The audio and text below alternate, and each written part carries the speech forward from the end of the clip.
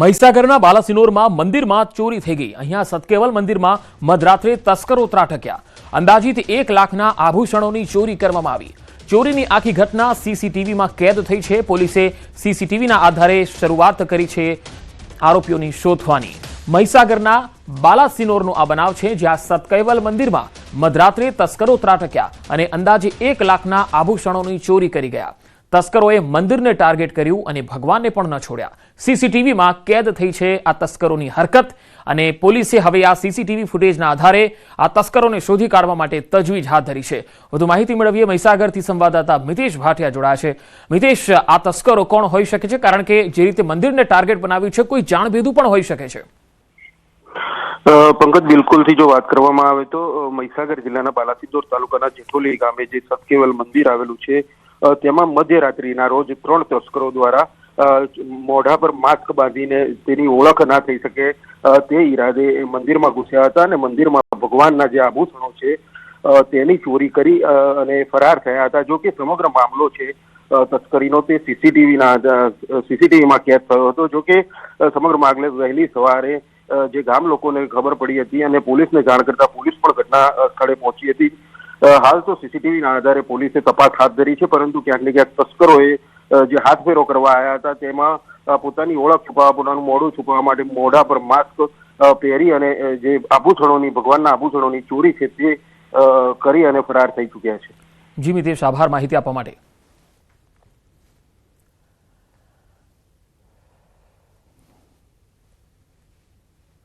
તો બે તસવીરોમાં તમે જોઈ શકો છો। એક તસવીર છે સીસીટીવીની, જેમાં તસ્કરો ચોરી કરવા માટે અંદર પ્રવેશ્યા હતા મંદિરમાં, તે તમે જોઈ શકો છો અને મોઢા ઉપર તેમણે રૂમાલ બાંધેલો છે। અને બીજી તસવીરમાં મંદિરની અંદરની તસવીરો પણ અમે આપને બતાવી રહ્યા છીએ, જ્યાં રોજિંદા ભક્તો અહીંયા આવતા હોય છે। વડોદરામાં અસામાજિક તત્વનો આતંક ખૂબ વધી ગયો છે। માજલપુરમાં ઇલેક્ટ્રિક ગાડીમાં તોડફોડ કરવામાં આવી। મકરપુરા જીઆઈડીસી કોલોનીમાં અસામાજિક તત્વો બેફામ બન્યા।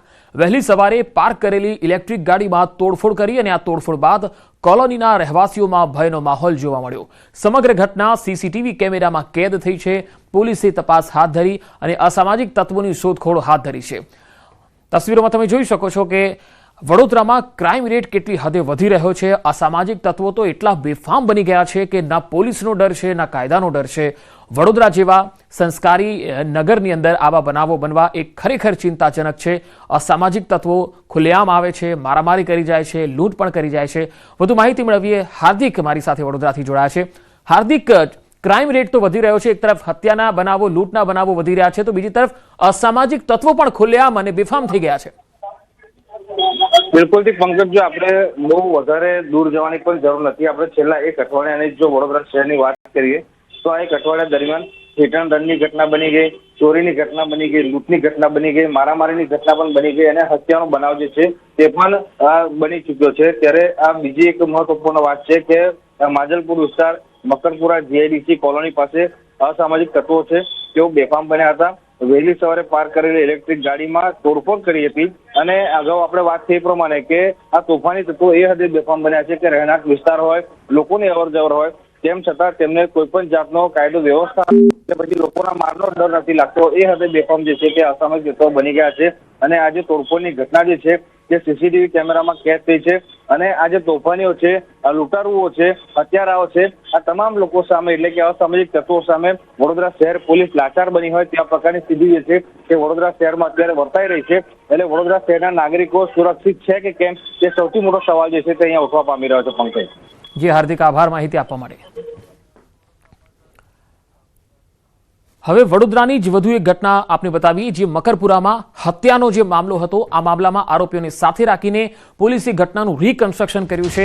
મૃતકના સ્વજનોએ પોલીસની કામગીરીને આવકારી છે। નજીવી બાબતે બોલાચાલી થતા હત્યા કરાઈ હતી। પકડાયેલા આરોપીઓ હાલ પોલીસ રિમાન્ડ પર છે। પોલીસ આરોપીઓને લઈ અને ઘટના સ્થળે પહોંચી હતી। ઘટનાનું રિકન્સ્ટ્રક્શન કરવામાં આવ્યું હતું। મકરપુરામાં આ હત્યાનો બનાવ બન્યો હતો, ત્યારે પોલીસે આરોપીઓને ઘટના સ્થળે લઈ જઈ અને આખી ઘટનાનું રિકન્સ્ટ્રક્શન કર્યું। મૃતકના સ્વજનોએ પોલીસની આ કામગીરીને આવકારી હતી। નજીવી બાબતે બોલાચાલી થતા હત્યા કરવામાં આવી હતી। માત્ર વડોદરા જ કેમ, અમદાવાદમાં પણ હત્યાના બનાવો ખૂબ વધી રહ્યા છે. મણિનગરમાં ફૂટબોલ ગ્રાઉન્ડમાં જાહેરમાં યુવકની હત્યા કરનાર આરોપીઓને ઝડપી લેવામાં આવ્યા છે. પોલીસે હત્યા કરનાર 4 આરોપીઓની ધરપકડ કરી લીધી છે. પૂછપરછ કરતા સામે આવ્યું છે કે મૃતક ચિરાગ તેની માનીતી બહેનને મુખ્ય આરોપી સાથે સંબંધ ન રાખવા માટે અવારનવાર ટકોર કરતો હતો. મૃતકની માનીતી બહેન અને મુખ્ય આરોપી મંથન વચ્ચે મિત્રતા હતી. જો કે ચિરાગે તેની માનીતી બહેનને મંથન સાથે સંબંધ ન રાખવા કહ્યું, જેને લઈને અગાઉ આરોપી અને મૃતક વચ્ચે બોલાચાલી થઈ હતી. ત્યારબાદ આરોપીએ મૃતકને સમાધાન માટે બોલાવ્યો અને તેના 3 મિત્રો સાથે મળી ચિરાગની હત્યા કરી નાખી. પોલીસે મુખ્ય આરોપી મંથન, જયદીપ, હર્ષિલ અને વિજય નામના 4 આરોપીઓને ઝડપી લીધા. ચિરાગ રાઠોડ જેમનું મૃત્યુ થયું છે એ એનો એક ફ્રેન્ડ છે નયન. આ નયનના જે સિસ્ટર છે એને ચિરાગ પોતાના માનીતા બેન તરીકે માનતો હતો અને આ એમના બેનનું એક ફ્રેન્ડ છે જે મંથન ઉર્ફે ઋત્વિજ પરમાર કરીને છે.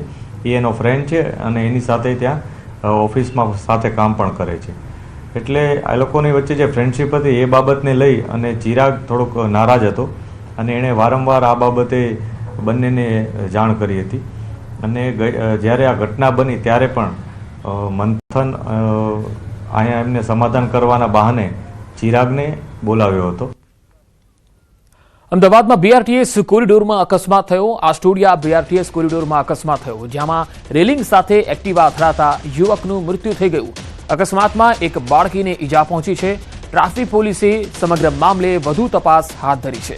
તો અમદાવાદમાં બીઆરટીએસ કોરિડોરમાં અકસ્માતનો બનાવ બન્યો છે. આસ્ટોડિયા બીઆરટીએસ કોરિડોરમાં બનાવ છે, જ્યાં રેલિંગ સાથે એક એક્ટિવા અથડાયું, જેમાં યુવકનું મૃત્યુ થયું છે, જ્યારે એક બાળકીને ઈજા પહોંચી છે. ટ્રાફિક પોલીસે આ મામલે વધુ તપાસ હાથ ધરી છે.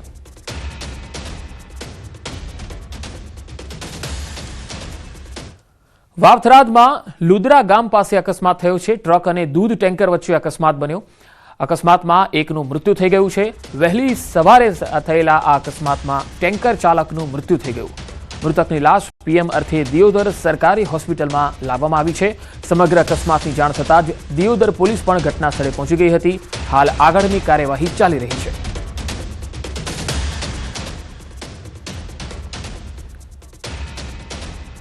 વાવથરાદમાં જલારામ ગૌશાળા પાસે અકસ્માત થયો, જ્યાં ભાભર હાઈવે પર જલારામ ગૌશાળા પાસે અકસ્માત થયો. ટ્રેક્ટર અને સ્કોર્પિયો વચ્ચે અકસ્માત થતા 3 લોકો ઘાયલ થયા. ઘાયલ 3 લોકોને સારવાર માટે હોસ્પિટલમાં ખસેડવામાં આવ્યા. વાવથરાદ જિલ્લામાં 12 કલાકમાં 2 અકસ્માત થયા છે.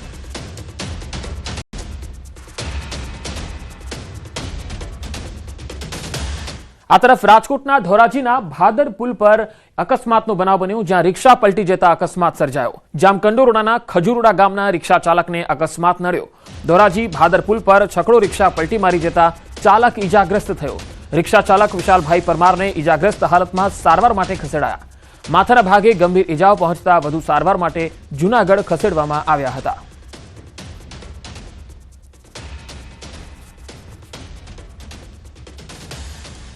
ગીર સોમનાથમાં ઉનાના આમોદરા ગામે સિંહના ધામા. ગીરના સિંહોનું મનપસંદ બીજું સરનામું એટલે કે ઉનાનું આમોદરા ગામ. આમોદરા ગામની સીમમાં ડાલામથ્થા સિંહની ડણકથી ગુંજી ઉઠ્યું હતું. વહેલી સવારે ડાલામથ્થો સિંહ જાણે પોતાનું સામ્રાજ્ય સ્થાપિત કરવા ત્રાડ નાખતો હોય એવા દ્રશ્યો સોશિયલ મીડિયામાં વાયરલ થઈ રહ્યા છે. આ દ્રશ્યો વાયરલ થતા સિંહ પ્રેમીઓમાં આનંદ છવાયો. ડાલામથ્થા સિંહની ડણક જોવા સિંહ પ્રેમીઓ આમોદરા ગામની સીમમાં પહોંચી ગયા હતા. તો ગીર સોમનાથની આ તસવીર તમે જોઈ શકો છો, જેનો વિડીયો પણ વાયરલ થઈ રહ્યો છે. ઉનાના આમોદરા ગામ, જ્યાં ડાલામથ્થા સિંહ છે, એમને ખૂબ જ અહીંયા ગમતું હોય છે અને અહીંયા વારે સિંહો અહીંયા આવતા પણ હોય છે. વધુ માહિતી મેળવીએ સંવાદદાતા દિનેશ સોલંકી ગીર સોમનાથથી જોડાયા છે. દિનેશ, ગીરના સિંહોનું આ મનપસંદ સરનામું કહેવાય છે આમોદરા ગામ. હાલ જે વિડીયો વાયરલ થઈ રહ્યો છે તેને લઈને કોઈ પુષ્ટિ? હાલ સિંહ પ્રેમીઓ શું કહે છે?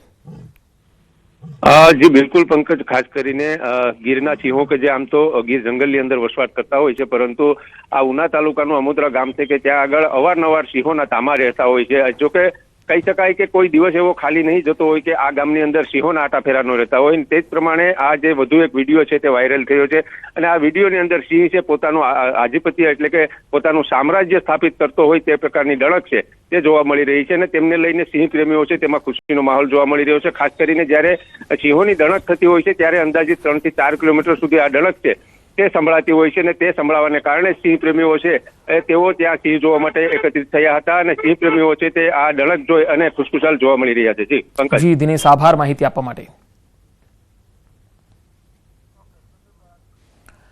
ભરૂચના એક ગામમાં